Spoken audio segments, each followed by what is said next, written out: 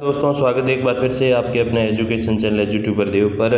तो दोस्तों RPSC assistant professor 2024 या 2025 में जो अपने दिसंबर में एग्ज़ाम प्रस्तावित है उसके लिए जो सब्जेक्ट और कैटेगरी वाइज और सब कैटेगरी वाइज जो टोटल फॉर्म फिल्ड हुए हैं उसके संबंध में आज हमारा जो कारवां है वो हिंदी विषय से शुरू होकर आज उर्दू तक पहुंच गया है।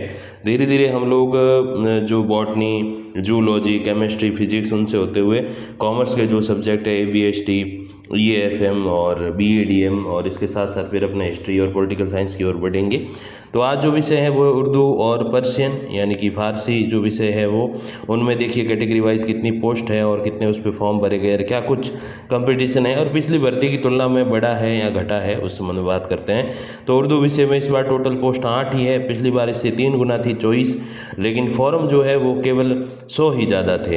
तो इसका मतलब ये है कि इस बार कंपटीशन 165 का है, पिछली बार केवल 60 का था, तो 105 का कंपटीशन जो है इस बार बढ़ गया है उर्दू में ऑल ओवर सभी कैटेगरीज को मिला के। फिर जनरल की बात करें तो जनरल में मेल फीमेल को 4 और 2 पोस्ट दी गई है, विडो डाइवोर्सी को कोई पोस्ट नहीं है। जनरल मेल की अगर बात करें तो 74 का कंपटीशन है क्योंकि 296 फॉर्म भरे गए, और जनरल वुमेन की बात करें तो 171 फॉर्म है यानी कि 85 का इसमें कंपटीशन है। पिछली बार की तुलना में अगर हम देखें तो 6 अभ्यर्थियों का कंपटीशन जो है वो बढ़ा है जनरल मेल में, और फीमेल की अगर बात करें तो घटा है क्योंकि पिछली बार एक ही पोस्ट थी, 172 फॉर्म थे, इस बार जो है 2 पोस्ट है जो है 171 फॉर्म है। तो उस हिसाब से देखें तो 87 का कंपटीशन घट चुका है इसमें।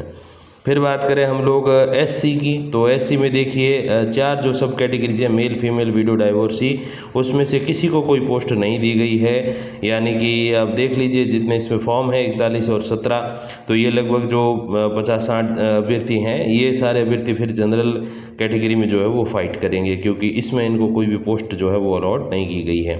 फिर ST की बात करें तो ST में भी कोई जो पोस्ट है वो अलॉट नहीं की गई है।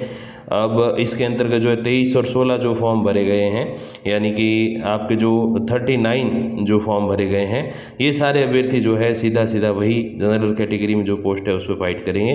तो जनरल का जो एवरेज है पर पोस्ट कैंडिडेट्स का वो जो है बढ़ जाएगा क्योंकि SC और ST सब उसमें जो है वो फाइट करने वाला है। वुमेन कैटेगरी में, और जो मेल है वो मेल की जो कैटेगरी जनरल उसमें फाइट करेंगे। फिर OBC की बात करें तो OBC male female window divorcee में केवल 1 पोस्ट दी गई है वुमेन को, जिस पे 230 आवेदन हैं, तो उनका 230 का कंपटीशन है।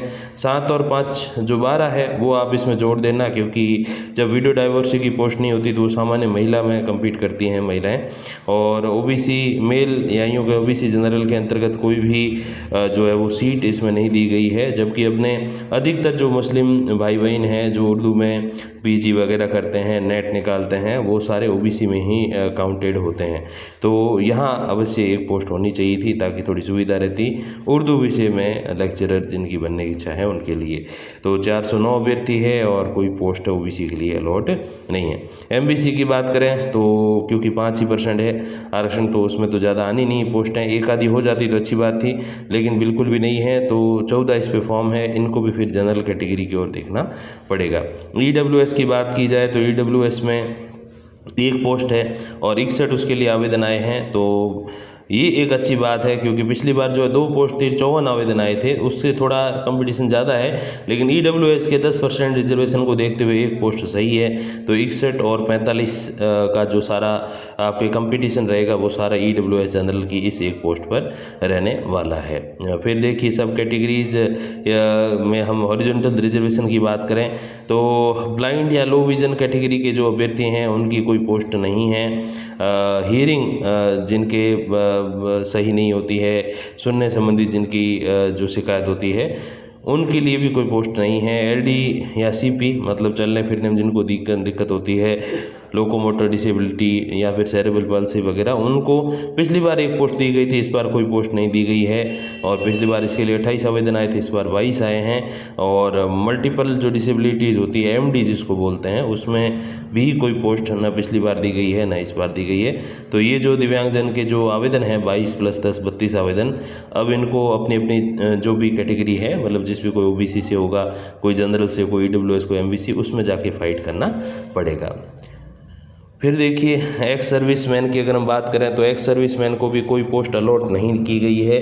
एक्स सर्विसमैन की जो 6 सब कैटेगरीज है, general, SC ST OBC MBC और EWS, उसमें कोई पोस्ट अलॉट नहीं की गई है। हालांकि ये अवश्य कि 2 फॉर्म अवश्य आए हैं OBC की ओर से, तो इनको भी अपना जो OBC मेल के अंतर्गत जो पोस्ट है, या अगर उसमें नहीं तो जनरल में जो है उसमें इनको फाइट करना पड़ेगा, क्योंकि इनको रिजर्वेशन के अंतर्गत कोई पोस्ट नहीं दी गई है। अब सबसे अधिक प्रतिभागी OBC कैटेगरी में है 409 और उनकी कोई पोस्ट नहीं है। सबसे अधिक प्रतियोगिता OBC वुमेन कैटेगरी में है 230 कैंडिडेट्स पर पोस्ट, क्योंकि पोस्ट इतनी ज़्यादा नहीं है इसमें। सबसे कम प्रतिभागी EWS में है, जिसमें 61 का ही जो है वो 61 ही फॉर्म भरे गए हैं, तो कि ये अच्छी बात है। और सबसे कम प्रतियोगिता भी जो है EWS कैटेगरी में ही है, क्योंकि एक पोस्ट है 61 फॉर्म है, तो 61 कैंडिडेट्स पर पोस्ट इसमें हो गया है।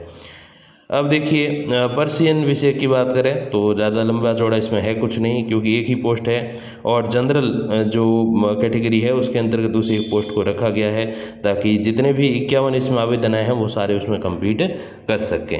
अब इसमें देखिए जनरल में 35 मेल के फॉर्म हैं, 6 फीमेल के हैं, SC में 2 मेल 1 फीमेल का फॉर्म है, OBC में 2 मेल 4 फीमेल के फॉर्म हैं, EWS में 1 फॉर्म है, जनरल कैटेगरी के अंतर्गत जो डाइवर्सी उसमें भी एक फॉर्म है, और दिव्यांगजन जो श्रेणी है अपनी फिजिकल हैंडीकेप्ड उसमें लोकोमोटर डिसेबिलिटी में भी एक फॉर्म है। तो टोटल 51 है और पोस्ट है एक। अब देखते हैं कि किसके भाग्य में ये पोस्ट लिखी हुई है।